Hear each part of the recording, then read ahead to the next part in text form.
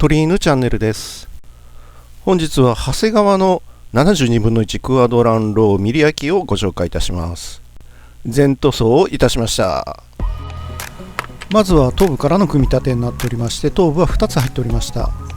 グレーとピンクに分かれてましてね、色を塗らない人用になっている感じですね。はい、顔の黒いところですね、カメラなのかモニターなのか分かりませんけど、そこのパーツ3つになります。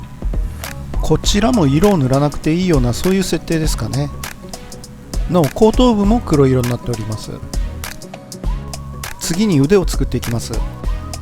腕の3つの銃の内側のとこですね、黒いパーツ、こちらにねポリキャップをはめて、それからね外側のグレーつけて、中にある黒のパーツをつけていきます。そしてこちらが二の腕のところですね、肩のとことかね、二の腕のとこになってくるところになります。はい、接着剤を流し込んでます。後でね塗装しようと思ってたんで、接着して継ぎ目を消します。でこれ肩パーツになるところですね。隠し用のプラ剤があったのをお分かりいただけますかね。ここですね、ポリキャップ隠しがついておりますけど、一回はめるとね外すことができなくなる構造になってます。見えないとこなんでね、まあ塗装してからはめるかどうするかはその人次第。そして腕が取り付きまして、それから手のところですね、3本手のところをこうやって作っていきます。これで腕パーツ出来上がり。次は足のパーツを作っていきます。足もポリキャップでねこのようになってます。でね、こちら今下足の裏底はめたんですけど、先にこのねつま先つけてからね組んだ方が良かったかなと思います。はめるのにちょっと苦労しておりますね。次はね脚部ですね、太ももから脚部にかけて、太もものパーツはこんな感じ。太もものね、膝関節ですね、ここが今見えたでしょうか。横軸になってて、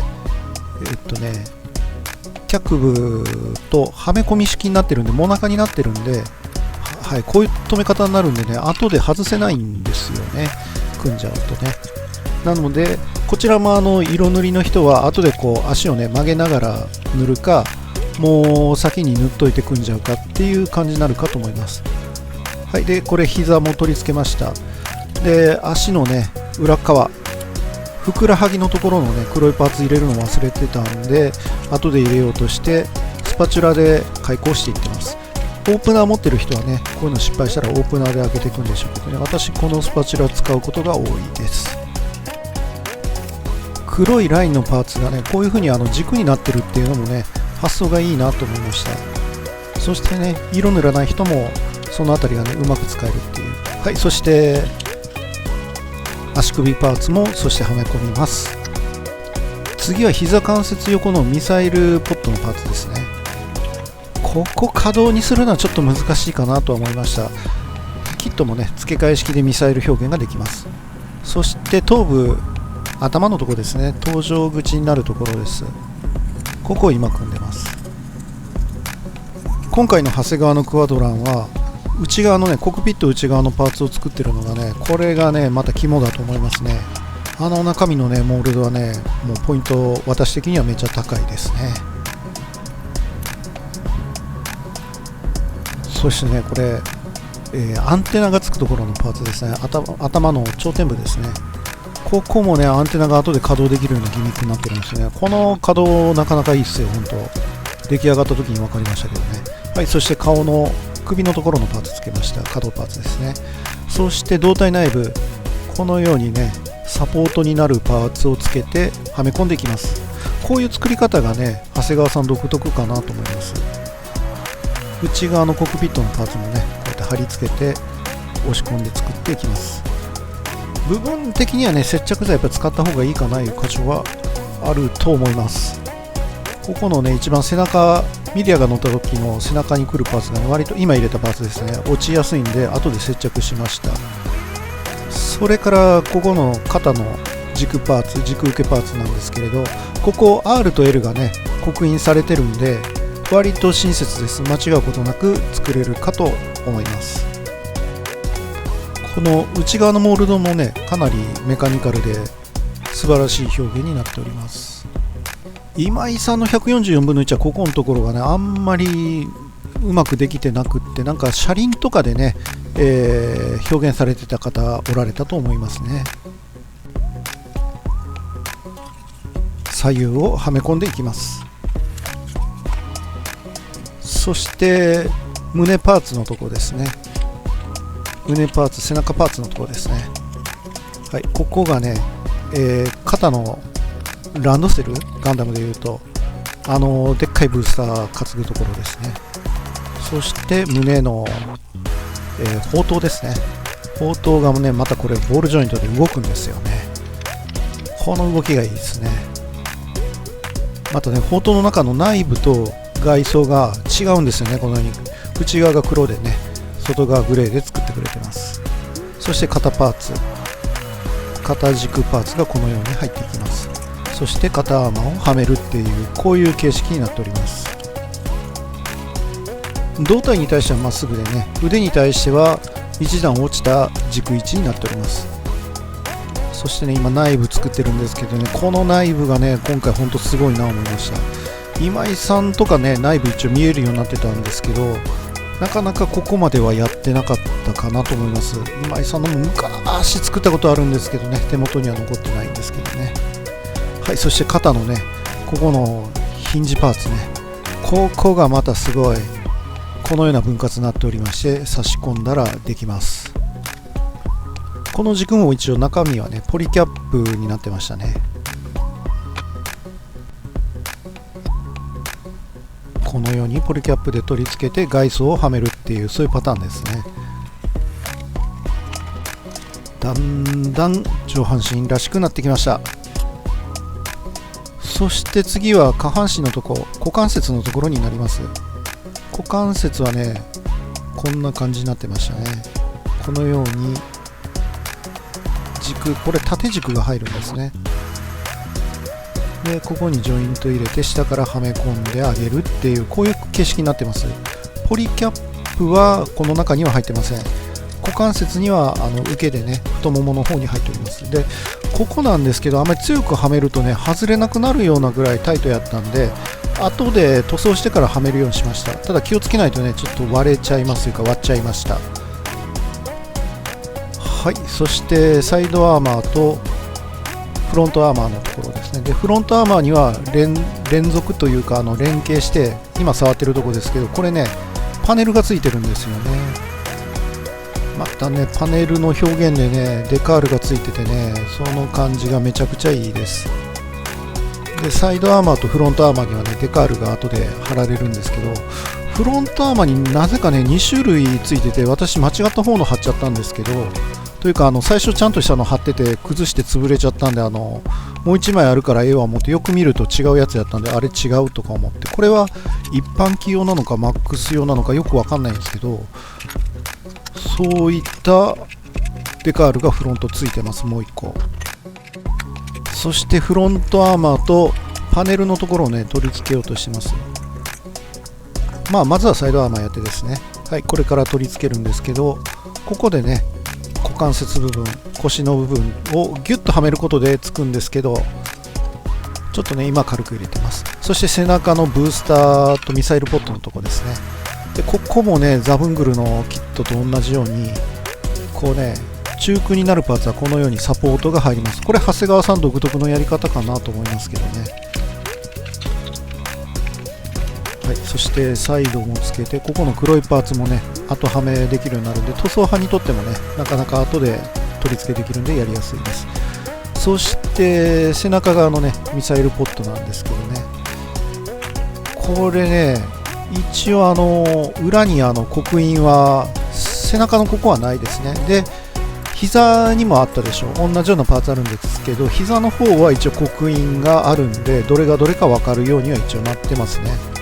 でミサイルが開いた状態のも同じようで、背中にはついてなくって、膝のとこですね、あそこは刻印がついてるんでね間違うことはないです。はい、これも背中のブースターに取り付けるパーツになって、ここにねスラスターがつくんですけどね、スラスターもね、今両サイドに置いてますけどね、グレーパーツと黒いパーツでこのように分かれております。色塗らない人にとっても色塗る人にとってもこういう分け方はね大変ありがたい分け方かと思います。ただね今見えてます上面のねこの継ぎ目、ここはね消してあげたくなりますね。一応私消して作業しました。後でね接着剤つけて消しております。はい、だんだん上半身ができてきました。そして頭部もつけてあげます。頭部もねこういう分割でね割とこだわった分け方になってて塗装もしやすかったです。どうしてもね腰パーツをしっかりはめてないとこのようにね剥がれやすいですね。パネル部分とフロントアーマーの部分が後でねしっかりはめるともう落ちることはないです。今しっかりはめてるんで塗装後にそこはもう落ちることはないです。ただねやっぱり全塗装をしようと思って仮組みするときっていうのはほどほどにしてないとね後で分解できなくなるときがあるので、もうねちょっと崩れるぐらいで組んでます。でちょっとね今お見苦しくこうバラバラになっちゃって再度組み立ててるところになってるんですけどね、このようにしてほぼ完成してきたいうところになります。はい、それではここから塗装編に入ります。黒のパーツでね丸ポッチのところとかはねもうランナーについたまま拭いていきます。ガイアのガンメタルになります。こういったパーツはね切り取らずにね塗装してから後でキットに取り付けるのがベストかと思います。あとねふくらはぎのとこも塗りました。そして、スラスターですね、ブースターの。でこれブースターの裏側の黒いパーツ、それからこれは砲塔の内側、それから肩パーツ、次は他の箇所をね立ち上げで鑑定色塗ってます。いつもの鑑定色です。いつもやったら黒塗ってですけども、今回サフがね、これまたねメカサフでこういう色のサフ使ったんで濃いグレーの、それでもう鑑定色そのまま吹いてます。黒っぽい色からね、本命の色塗るのも手かもしれませんけど、私はいつもこのように鑑定色を塗ってから、それからちょっとね、薄い色を塗って、その上に本命の色を塗るようにしております。太ももから膝下のパーツもねかなりボリューミーです。これね膝の甲のパーツをね外して塗ってます。それからね今度は足をね薄いピンクで塗ってます。白の強いピンクです。シャーピンクですね。そして胸のパーツもシャーピンクで薄く塗って、でそれから後で本命の色を塗ります。で今からね本命の色を塗ってます。ピンクメインにホワイトとパープルを混ぜたものです。ミサイルポットの蓋も同じように塗っていきます。脚部の本命の色です。これマルーンと小豆色を1対1にしたものでやってます。指定色とほぼ一緒ですね。設計図に書いてある。これがねイメージぴったりの色でしたね。はい、そしてね次膝下もこのように黒いところはマスキングテープでマスキングしてこのように拭いております。後でマスキングテープを剥がします。そして背中のパーツ、こちらもこのように色を塗っていきます。もうね赤がイメージぴったりですね。塗り折れて乾燥しているところになります。動画で映すとこんな感じ。ちょっとね朝方に映したので逆光で見えづらいですけど、ちょっと暗いとこ行った方がねこのように見えてくるかと思います。次にデカール貼りに行きたいと思います。これね机に和洋さんからいただいたマグネットでこのように設計図取り付けてます。そしてこれがねデカールです。いろいろね細かいのついてますけどね、瞳のとこなんかもねデカールついたりしております。もうこの年になるとね50代になるとねもうほんと見えなくなってるんでデカールあるのはありがたいんですけど、目はね塗っちゃいました。はい、そしてデカール貼りなんですけど、こちらマークセッターを塗っておきます。そして水でふやかしたデカールを持ってきて貼ろうとしたんですが、はい、見事にちぎっちゃいました。ちょっとショック受けながらね、補正しながら貼っていきます。まあ大きいデカール貼るときはねたまにやっちゃいます。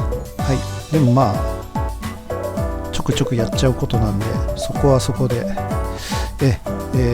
なんとか直しながら貼り付けていきました。はい、皆さんはね、うまいこと一発でいけたらねいいかなと願っております。そしてはい、こちらエア抜きでね、濡らした綿棒でデカールを広げていってあげてるんですけど、こちらねパックリ割れちゃいましたね。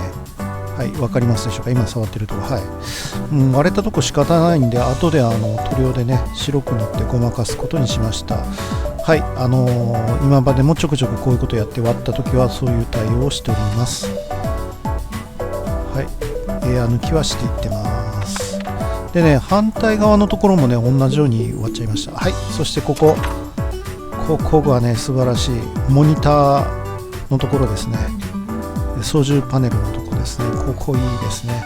後で乾いてからね、クリアを塗装して、で黒が飛び出てるところを後で塗り直しております。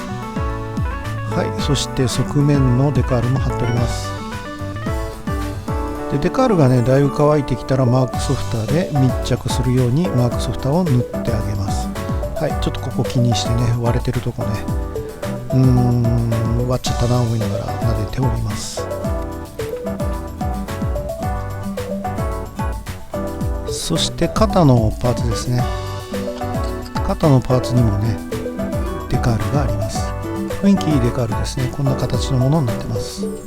この形ね、最近思うにキングオージャーの敵の五道家のなんかマークに似てません？思うの私だけですかね。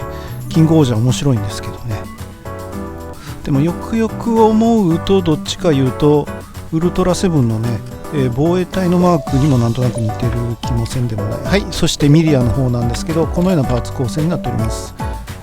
ヘルメットがあって胴体があって、で今ヘルメット切ってますけどね、ヘルメットの顔のとこはバイザーと顔どっちかを選ぶようになっております。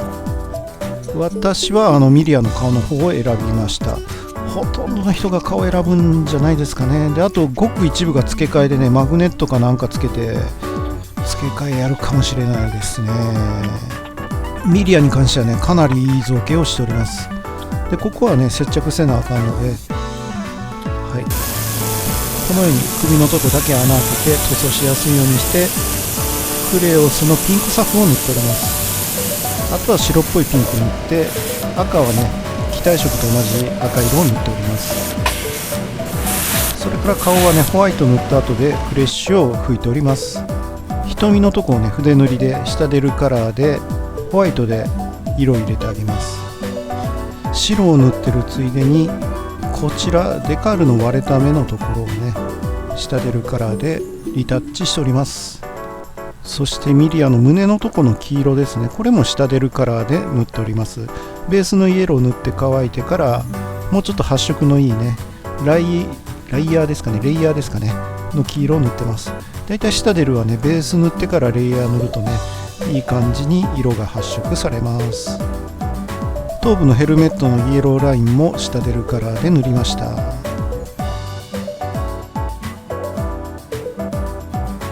次に肌色のところの陰影をつけたいんで、下出るカラーのシェードのシリーズでレイクランドフレッシュシェードっていうやつを入れてってあげてます。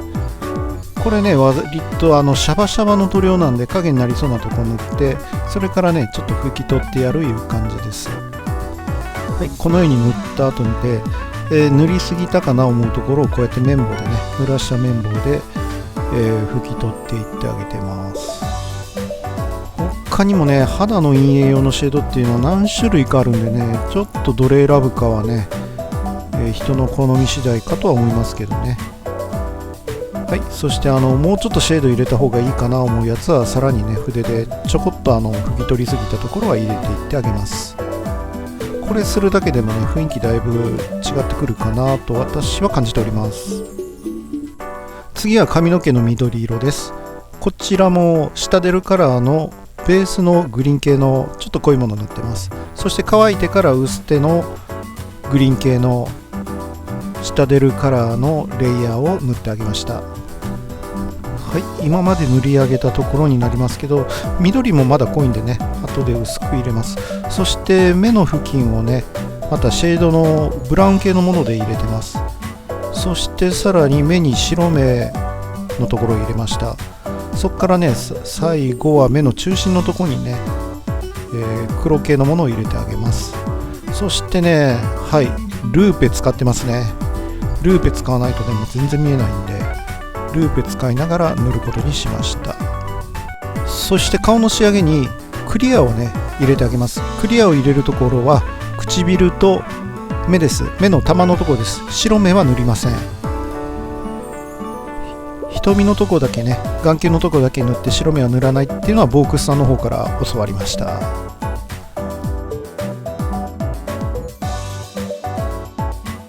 そしてこれが出来上がりのミリアになります。きっとねマックスも来ると思いますね。はい、そしてミサイルポットのところ、ミサイルの中心のところはね、シタデルの先ほどのメタリックのシルバーのベースを塗っていきます。黒鉄色チックな色になります。でシタデルなんでね、後で拭き取りもできるんで、数もねこんだけあるんでね結構大変です。このミサイルの中心の丸っぽっこのとこですね、へこんでるとこです。ここに塗り込んでいきます。はみ出たら拭き取ります。そして側面とね、あと板のとこなんですけど、そこの黒はねもう結構こう大変なんで、またねクレオスさんのブラックの水性の拭き取れるやつあるじゃないですか、それでやることにしました。とりあえずねここはこんなにたくさんあったんで結構、模型を楽しむ意味では楽しいかもしれないけど結構大変な作業です。はい、ミサイルの黒いラインとかパネルの中はこいつです。いつも使ってるウェザリングペイントです。水性なんでね後で拭き取りやすいんでこれ使いました。はい、塗料に対して水を含ませた筆でこのように広げてあげます。塗るにちょうどいいぐらいのね濃度に薄めてあげて、それから塗りたいものにもうはみ出ていいんで一気に塗り上げていきます。筆の方もねやりやすい方に持ち替えまして、はい、もうこの端からね塗っていきます。他の方はねどういう塗り方するんでしょうね。ここはね興味深いところですけどね、私はちょっとね結構雑いっちゃ雑いんで、もうこういうやり方でいきました。はい、そして塗り上げたところを不要なところは綿棒で、水を含ました綿棒で拭き取っていきます。拭き取りすぎたところはねまたスミレの塗料とかでね入れてあげればいいかないう感じです。水を含ませた綿棒でこのように拭き取っていってあげます。このパーツはトータル4枚あります。このパーツはねこのキットの見せどころのね一つだと思うんですよね。はい、そしてねなんとか出来上がったところで、あとはねミサイルパーツの交換のところをねお見せしたいと思うんですけれど、こちらになっております。でちょっと今ね背中がはまり込んでないんで、これ結構ね取り付け怖かったんではめるの大変やったんですけど、最終的にははめ込むことはできました。で今ミサイルパーツ交換するときはね、この動画撮ったときはまだちゃんとはめれてなかったんで、背中は外れちゃいますけど、外すときはこのようにねスパチュラを使いながら外していきます。自分の爪も使います。隙間を作って爪とかも使いながらスパチュラの先も入れながら外してあげます。ここねピンが折れそうでちょっと怖いですね。ここのミサイルポットのねこれを稼働させる方はねおられるんでしょうかね。私はちょっと無理だと思いましたけどね。はい、でここにミサイルパーツをつけちゃいます。ちなみにミサイルパーツこれつけたままで外装のさっきのピンクのパーツね、丸いパーツあれつくんかな思ってやってみたんですけどダメでしたね。浮きましたね。はい、それでは開いたパーツをつけていきます。はい、このようにしてね取り付けて4箇所合計あります。それをねこのようにミサイルのハッチパーツを取り付けるっていう方法になっておりました。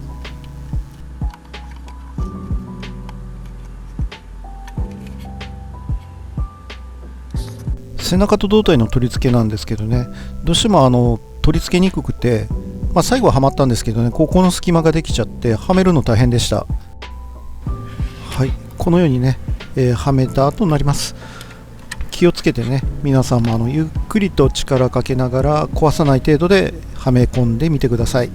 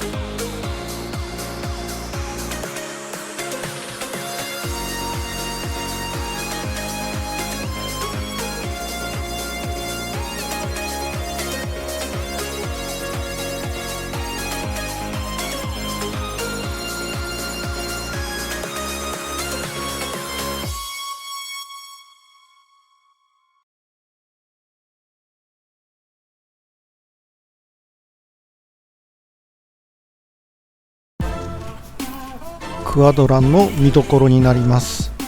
ここのねコックピットの中ですね、やっぱりね。そしてね、ここがねコックピット開くときに連動してね、ほらこんなギミックあるんですよ。これ嬉しいですね。そしてモニターパネルで顔が隠れたミリアがおります。